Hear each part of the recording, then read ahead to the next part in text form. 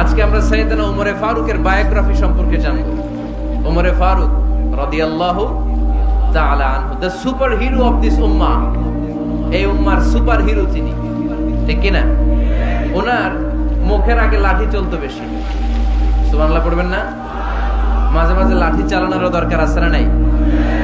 সাইয়েদনা ওমরে ফারুক আমাদের জন্য অনুপ্রেরণা। Is the real superhero of Muslim উম্মাহ। তিনি এই উম্মার রিয়েল সুপার হিরো। এজন্য ওনার জীবনী থেকে আমরা কিছু শিক্ষা নেওয়ার চেষ্টা করব ইনশাআল্লাহ। পড়েন সাইয়েদনা ওমরে ফারুক কিভাবে ইসলাম ধর্ম গ্রহণ করলেন, কিভাবে বিশ্বনবীর প্রাণের কলিজার টুকরা হলেন, এটা দিয়ে আমরা শুরু করি। আল্লাহ তাআলা সাইয়েদনা ওমরে ফারুকের হৃদয়ের মধ্যে 3টা ধাক্কা মেরেছেন, ঈমানের ধাক্কা। আওয়াজ করে বলতে হবে কয়টা? জোরে বলেন তো কয়টা? 3টা ঈমানি ধাক্কা। এক হচ্ছে বিশ্বনবীর দোয়ার ধাক্কা, এক কি? দোয়ার ধাক্কা। 2 হচ্ছে সূরা হাক্কা দিয়ে দিয়েছেন আল্লাহ এক ধাক্কা, সুবহানাল্লাহ পড়বেন না? 3 হচ্ছে সূরাতুত তাহা দিয়ে আল্লাহ দিয়েছেন আরেকটা ধাক্কা। এই 3টা ঈমানি ধাক্কা যখন সাইয়েদনা ওমর ফারুকের হৃদয়ে লাগলো, উনি পড়তে আরম্ভ করেছেন আশহাদু আল্লা ইলাহা ইল্লাল্লাহ ওয়া আশহাদু আন্না মুহাম্মাদান আবদুহু ওয়া রাসূলুহু। চিল্লায়ে পড়েন আল্লাহু আকবার। বিশ্বনবী মক্কায় বসে বসে তাহাজ্জুদের সালাত পড়ে আল্লাহর কাছে দোয়া করলেন, আল্লাহুম্মা আইজ্জাল ইসলাম বিআহাব্বির রাজুলাইনি ইলাইক। ও আল্লাহ, 2 জন লোকের নাম বলবো, 2 জনের দরকার নেই। এই 2 জনের একজনকে আপনি ইসলামের সুশীতল ছায়া তলে এনে ইসলামকে বিজয় দান করে দেন। মুহূর্তের মধ্যে দোয়াটা কবুল করে নিয়েছে কে? বিশ্বনবী বললেন, আল্লাহ 2 জনের নাম বলবো আজকের দোয়ায়। আবি জাহাল ইবনে হিশাম, হয়তো হিশামের বেটা আবু জাহেলকে আপনি ইসলামের ভিতরে নিয়ে আসেন, কিংবা ওমর আব্দুল খাত্তাব, খাত্তাবের বেটা ওমরকে আপনি ইসলামের ছায়া তলে নিয়ে আসেন। ওমরে ফারুকের জন্য দোয়াটা কবুল করে নিয়েছে কে?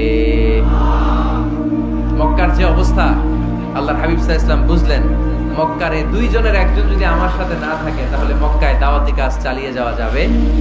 আল্লাহর বললেন, আল্লাহ বেশি চাই না, এই 2 জনের একজন, হয় আবু জাহেল নয় ওমর, হয় আবু জাহেল নয় ওমর। বিশ্বনবী যখন দোয়া করলেন, এই দোয়ার একটা ঈমানি ধাক্কা, নূরানি ধাক্কা সাইয়েদনা ওমর ফারুকের হৃদয়কে স্পর্শ করে ফেলল। দোয়া ইজ লাইক এ মিসাইল। এই যে আমরা দোয়া করি, এটা মিসাইলের মতো। যুদ্ধে মিসাইল হামলা করে না? মিসাইল হামলা করার পরে এই মিসাইল লক্ষ্য বস্তুতে যে ভেদ করে, ঠিক কিনা? তেমনি দোয়ার মতো যদি আপনি দোয়া করতে পারেন, আপনি যেই জন্য দোয়া করেছেন ঠিক ওই জায়গায় যে আপনার দোয়া স্পর্শ করে। সুবহানাল্লাহ পড়বেন না? বিশ্বনবীর দোয়ার মাধ্যমে প্রথমে সাইয়েদনা ওমর ফারুকের হৃদয়ে এক ধাক্কা লাগলো। 2 নম্বরে রব্বুল আলামিন সূরাতুল হাক্কা দিয়ে ওমর ফারুকের হৃদয়ের মধ্যে দিলেন এক ধাক্কা। পড়েন আল্লাহু আকবার। কোরআনের ভেতরে সূরাতুল হাক্কা নামে একটা সূরা আছে না নাই? আল হাক্কাতু মাল হাক্কা ওয়া মা আদরাকা মাল হাক্কা। পড়েন আল্লাহু আকবার। বিশ্বনবী যখন দোয়া করলেন, ওই দোয়া যখন সাইয়েদনা ওমর ফারুকের হৃদয়ে স্পর্শ করলো, সাইয়েদনা ওমর ফারুক সব সময় বিশ্বনবীরে ফলো করতে আরম্ভ করলেন। বিশ্বনবী ডানে গেলে লুকিয়ে লুকিয়ে ওমর ফারুক ডানে যায়, বিশ্বনবী বায়ে গেলে লুকিয়ে লুকিয়ে ওমর ফারুক বায়ে যায়। বিশ্বনবী একবার মসজিদুল হারামে যে নামাজ পড়তে শুরু করলেন, ওমর ফারুক তখন বিশ্বনবীর পিছু পিছু ছদ্মবেশে পেছন থেকে যে বিশ্বনবী কিভাবে নামাজ পড়ে দেখতে শুরু করলেন। বিশ্বনবী ইন দা মিন টাইম এশার নামাজে আল হাক্কাতু মাল হাক্কা তেলাওয়াত শুরু করে দিলেন। আল হাক্কাতু মাল হাক্কা তেলাওয়াত শুরু করে দিলেন। তেলাওয়াত করতে করতে বিশ্বনবী যখন তেলাওয়াত করতেছে, ওমর ফারুক এরকম দুলতেছে আর মজা পাচ্ছে। ওমিয়া বিশ্বনবীর কণ্ঠ বুঝি আমার মতো কণ্ঠ, আপনার মতো কণ্ঠ, আহমদ বিন ইউসুফের কণ্ঠ, আব্দুল বাসিতের কণ্ঠ না? বিশ্বনবীর গলায় যে কি সুরের ঝংকার আল্লাহ দিয়েছেন, কি সুরের লহরী আল্লাহ দিয়েছেন, একবার যে শুনতো পাগল হয়ে যেত। আল্লাহু আকবার। বিশ্বনবী সূরা হাক্কা মন্ত্রমুগ্ধ তেলাওয়াতে, মন্ত্রমুগ্ধ সুর দিয়ে, মন্ত্রমুগ্ধ কণ্ঠ দিয়ে তেলাওয়াত করতে লাগলেন। এশার সালাতে ওমর ফারুক দুলতে লাগলেন। ওমর ফারুক যত শুনেন অবাক হয়ে যায়, যত শুনেন অবাক হয়ে যায়, যতই শুনে অবাক। কিরে? কারণ তিনি আরবি ভাষা বুঝতেন, এত সুন্দর শব্দের গাঁথনি। এত প্রাঞ্জল বর্ণনা, এত সুন্দর অন্তমিল, এটা কবিতা না হয়ে পারে না। উনি মনে মনে ভাবলেন এটা মনে হয় কবিতা, it might be poem, it could be poem. Muhammad মনে হয় কবি হয়ে গেছে, তার কাব্য প্রতিভা দিয়ে সে এটা বানিয়েছে। তা না হলে এত সুন্দর কথা এটা কবিতা না হয়ে পারে। ইন দ্য মিন টাইম বিশ্বনবী কিন্তু দেখতেছে না যে পেছনে ওমর। বিশ্বনবী তেলাওয়াত করছিলেন, ইন দ্য মিন টাইম বিশ্বনবী পড়ছিলেন ওমা হুয়া বিকাউলি শাইরিন কলিলাম মা তুমিনুন। এই আয়াতের অর্থ হলো এটা কোনো কবির কথা নয়, খুব অল্প সংখ্যক লোকই তোমরা ঈমান আনো। সুবহানাল্লাহ পড়ে। এটাকে বলে কোইন্সিডেন্ট। কোইন্সিডেন্ট হুট করে অনেক সময় মিলে যায়, যায় কি যায় না? আপনি একজনের কথা ভাবতেছেন বাজারে গেলেন, বাজারে যেই দেখেন ওই লোকটা দাঁড়ায় আছে, এরকম হয় কি হয় না? কোইন্সিডেন্ট। ওমরে ফারুক মনে মনে যেটা ভাবতেছে ওই কথা দিয়ে বিশ্বনবী তেলাওয়াত করতেছে, আল্লাহু আকবার। বিশ্বনবী যে আয়াত তেলাওয়াত করছিলেন, আয়াতের অর্থ হলো এটা কোনো কবির বানানো কবিতা না, খুব অল্প সংখ্যক লোকই তোমরা ঈমান আনো। ওমরে ফারুক আটকে উঠলেন, থমকে দাঁড়ালেন। ঘটনা কি? আমি মনে মনে ভাবলাম কি এত সুন্দর কথা, এটা তো মানুষের কথা হতে পারে না, এটা নিশ্চয়ই কবিতা, কবির কথা। কিন্তু মুহাম্মদ এখন আবার পড়তেছে ওমা হুয়া বিকাউলি শাইর, এটা কোনো শায়েরের কবির কথা নয়। কলিলাম মা তুমিনুন, অল্পই তোমরা ঈমান আনো। তার মানে আমার মনে যা চলে মুহাম্মদ এটা টের পায়। মুহাম্মদ গণক। নাউজুবিল্লাহ পড়বেন না? মুহাম্মদ অনেক বড় মাপের একজন গণক।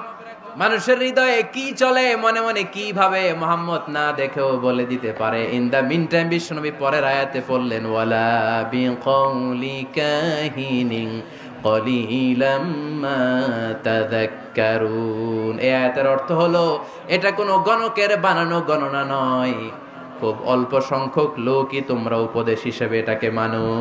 সুবহানাল্লাহ পড়েন। এবার আর ওমরে ফারুকের সহ্য হয় না, কি আজীব তামাশা।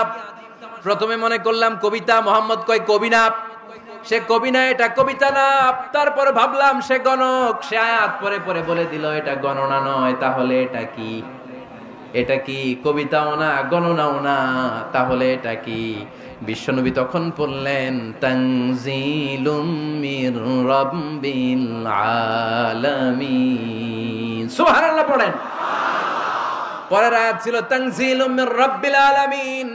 এটা দুনিয়ার কোন কবির বানানো কবিতা না, এটা কোনো গণকের গণনা না, এটা কোনো সাহিত্যিকের বানানো সাহিত্য নয়, এটা মহাবিশ্বের পরিচালক রব্বুল আলামিনের কাছ থেকে পাঠানো কিতাব কোরআন।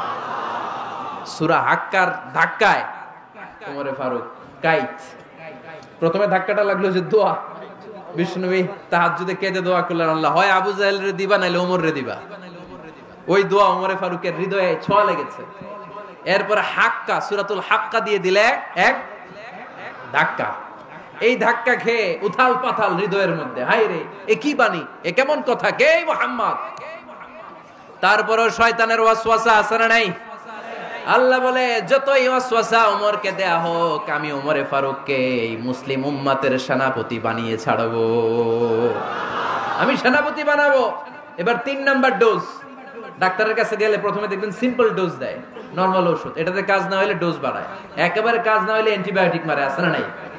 আল্লাহ প্রথমে দোয়ার ছোঁয়া লাগালেন, তারপর সূরা হাক্কা দিয়ে ধাক্কা মারলেন, এরপরে রব্বুল আলামিন বলেন এবার 3 নাম্বার ডোজ সূরা তহা দিয়ে আমি তোমার হৃদয়টারে উজালা বানায় দেব রে ওমর। শয়তান ওদিক দিয়ে ওয়াসওয়াসা, খেলা দুই দিক থেকে চলতেছে। আল্লাহ তাআলা হেদায়েতের রাস্তায় টানছে, শয়তান জাহান্নামের দিকে টানছে। ঘোষণা দেয়া হলো মক্কায়, মুহাম্মদের মাথা কেটে এনে দিলে এত এত স্বর্ণ মুদ্রা দেয়া হবে। ওমরে ফারুক রাজি হয়ে গেলেন, নাঙ্গা তলোয়ার নিয়ে বিশ্বনবীর মাথা কাটার জন্য ছুটলেন। নাউজুবিল্লাহ পড়বেন না? বনু জাহরা গোত্রের এক লোক বলে, আইনা ইয়া ওমর, কই যাও? মুহাম্মদের মাথা কাটতে যাই। আরে মুহাম্মদের মাথা কাটতে যাও? তোমার বোন ফাতিমা বিনতে খাত্তাব আর তোমার বোন জামাই সাঈদ কদ সাবাআ, এরা তো ধর্ম ত্যাগ করে ফেলছে, এটা তো আমাদের ধর্ম ত্যাগ করে মুহাম্মদের ফলোয়ার হয়ে গেছে। আগে ওমর ঘর সামলাও, পরে মুহাম্মদের মাথা কাটতে যেও।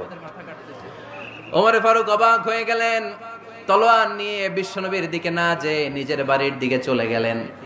বিশ্বনবীর আপন বোন ফাতিমা বিনতে খাত্তাব, বোন জামাই সাঈদ আর খাব্বাব রাদিয়াল্লাহু তাআলা আনহু, তিনজন মিলে সূরা তহা তেলাওয়াত করছিলেন। পড়েন সুবহানাল্লাহ। মক্কায় লুকিয়ে লুকিয়ে দাওয়াত হতো। খাব্বাব রাদিয়াল্লাহু তাআলা আনহু একটা চামড়ার ফলকের মধ্যে সূরা তহার কয়েকটা আয়াত এনে ওমরে ফারুকের বোন আর বোন জামাইকে শিক্ষা দিচ্ছে, ট্রেনিং দিচ্ছে। সুবহানাল্লাহ পড়েন। লুকিয়ে লুকিয়ে ওমরে ফারুক যখন ঘরে চলে আসলেন, এরা তটস্থ হয়ে গেল। সাইয়েদনা খাব্বাব বিছানার তলায় লুকিয়ে গেলেন। ওমরে ফারুক বললেন, দরজা খোলো। ফাতেমা বিনতে খাত্তাব দরজা খোলার পরে নির্মম ভাবে সাইয়েদনা ওমর রাদিয়াল্লাহু তাআলা আনহু বোনের গায়ে আঘাত শুরু করে দিল। বোন জামাইকে আহত করতে শুরু করলো আর বলতে শুরু করলো, তোরা পাগল হলি কেন? কি আছে ওই মুহাম্মাদের মধ্যে? কি জাদু নিয়ে এসেছে? সে যাই বলে লোকজন পাগল হয়ে যায়, সবাই তার উপর কালিমা পড়ে ঈমান এনে ফেলে। কি এমন জিনিস তোদের কাছে আছে যেটা দেখে মুহাম্মদকে তোরা ভালোবাসলি? কি আছে? কি পড়তেছিলি আমারে দেখা। ফাতেমা বলে, ইন্নাকা রিজসুন লা ইয়ামাসসুহু ইল্লাল মুতাহহারুন। ও আমার ভাই ওমর, তুমি নাপাক। তুমি কি? লা ইয়ামাসসুহু ইল্লাল মুতাহহারুন, পবিত্রতা অর্জন না করে এই কোরআন ধরা যায় না। সুবহানাল্লাহ পড়েন। ওমরে ফারুক গোসল করে আসলেন, কারণ ধাক্কা তো আগে কয়েকটা খাইছে। কথা বুঝেন নাই বোধহয়। প্রথমে দোয়ার ধাক্কা, পরে কোন সূরা দিয়ে ধাক্কা? হাক্কা দিয়ে ধাক্কা। 3 নম্বরে এখন আরেকটা ধাক্কা খাবে। গোসল করে আসলেন। ফাতেমা বিনতে খাত্তাব বললেন, গোসল যখন করে এসেছেন, এই নেন। ওমরে ফারুক এবার চামড়ার কাপড়ের মধ্যে সূরা তহার প্রথম আয়াতের দিকে নজর করলেন।